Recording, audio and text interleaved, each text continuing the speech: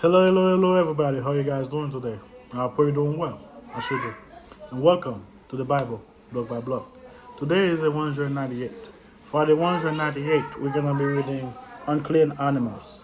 That is, no. That is Leviticus 11, verse 24 till 47. Sebastian, I already said no, not right now.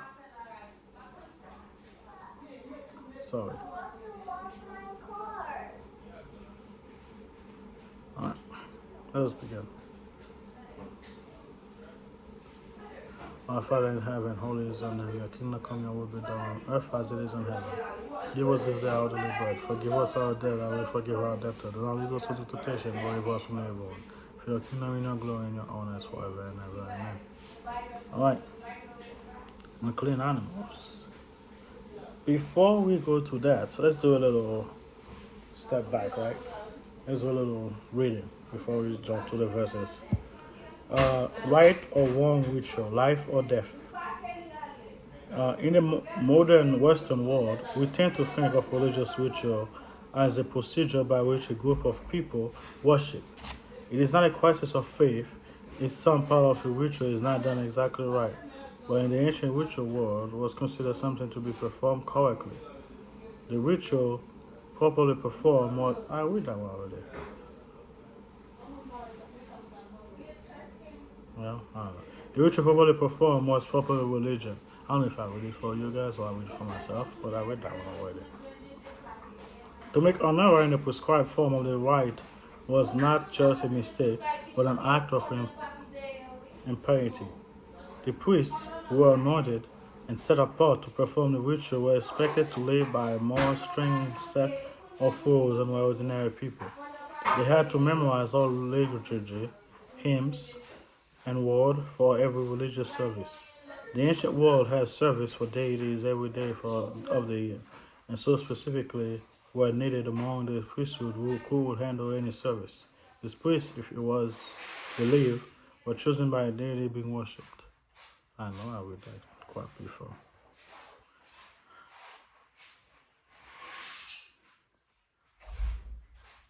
Nabal and Abihu, Aaron's sons, were legitimate priests who chose on their own not to follow the ritual that was sanctioned by God. Their deviations appear minor in the eyes of the modern Western world. They simply lit their incense censer with a fire from an unapproved source. But for the breach of worship, they were both destroyed by divine fire. Israel and the Jewite will have understood this death as a proper consequence. A priest was supposed to follow the proper ritual. Since the ritual was the way deity was honored and respected, Nabal and Abu evil was decisions to determine for themselves right and wrong way to worship. Even mourning for this dead priest was denied, lest he be seen as condemning the sin. Yeah, I know I read that one before.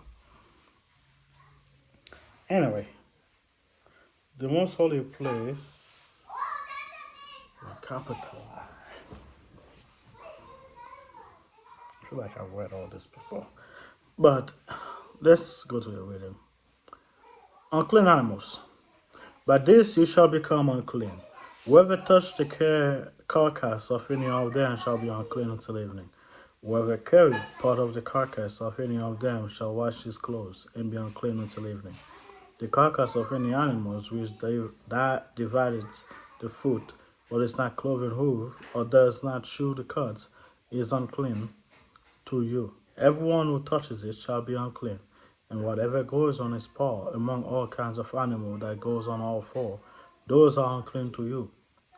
Whoever touches any of the carcass shall be unclean until evening. Whoever carries any such carcass shall wash his clothes and be unclean until evening. It is unclean to you. These also shall be unclean to you among the creepy things that creeps on the earth. The mole, the mouse, the large lizard after its kind, the gecko, the minor lizard, the sand reptile, the sand lizard, the chameleon. These are unclean to you among all the creeps. Whatever touches them, when they are dead, shall be unclean until evening. Anything on which any of them fall, when they are dead, shall be unclean. To stop spreading of infection. To stop the spreading of infection. Man, I couldn't say that. Wow.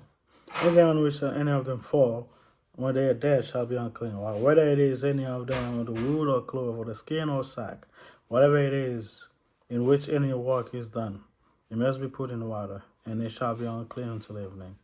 Then it shall be clean. Any earth vessel into which any of them fall, you shall break, and whatever it is shall be unclean.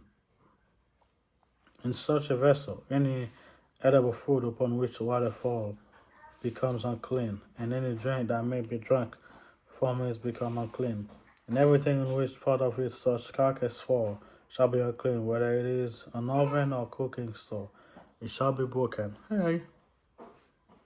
To you. Nevertheless, a spring or a cistern in which there is plenty of water shall be clean. But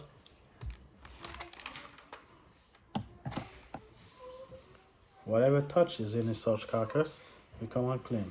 And if any part of any carcass falls on any planting seeds which is by sown, it remain clean. But if the water is put on the seeds, and as if part of any such carcass falls on it, it becomes unclean to you. And if any animals which you may eat die, he who touches his carcass shall be unclean until evening. He who eats of his carcass shall wash his clothes and be unclean until evening. He also who carries his carcass shall wash his clothes and be unclean until evening. And every creeping thing that creeps on the earth shall be an abomination. It shall be eaten, whatever crawls on his belly, whatever it goes on the falls for, whatever has many feet among the creeping things that creep on the earth. This you shall not make yourself abominable with the creeping things that creeps, nor shall you make yourself unclean with them, lest you be defiled by them. For I am the Lord your God. You shall therefore consecrate yourself, and you shall be holy, for I am holy.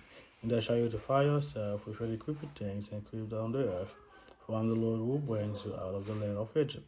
To be your God, you shall therefore be holy, for I am holy. This is the law of the animals and the birds. Yeah, and every living creature that moves in the water, and of every creature that creeps on the earth. So to distinguish between the unclean and the clean, and between the animals that may be eaten and the animals that may not be eaten. Thank you guys for being here. Pray for me, I'll pray for you. I'll see you guys next time. Bye.